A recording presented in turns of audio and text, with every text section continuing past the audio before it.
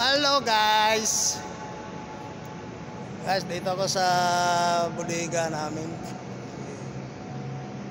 Dito rin kasi mag-loading, reloading yung mais. Dito sa bodega na to guys. Tingnan nyo. Guys, napansin nyo to? Oh, may hose dito, flexible hose. Itong flexible hose na to guys, gawin nila pang buga ng hangin, ventilate to. Ayan guys. Ayan o. Meron din doon. Taba guys dito sa baba. Bago nila luludingan, lagyan nila to. Ito naman tong hose na to, mayroong mga butas-butas guys. Mga butas na mamaliit para hindi mapasukan ng mais. Tapos gagamitan nila ng makina. Pero kami na magkuhan guys, mag-on or off ba o paganahin yung makina.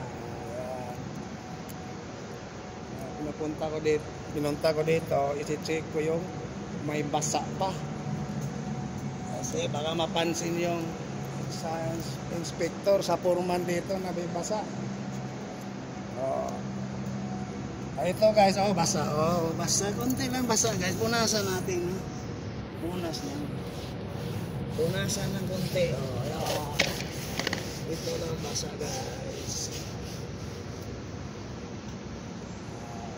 Ayan guys. Nilatagan nila ng flexible hose na may mga butas-butas.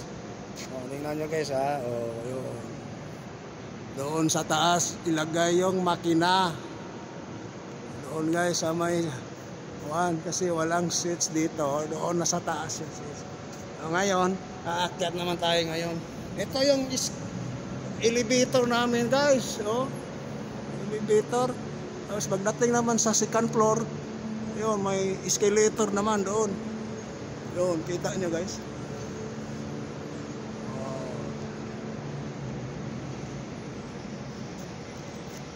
Thank you guys. God bless inyo.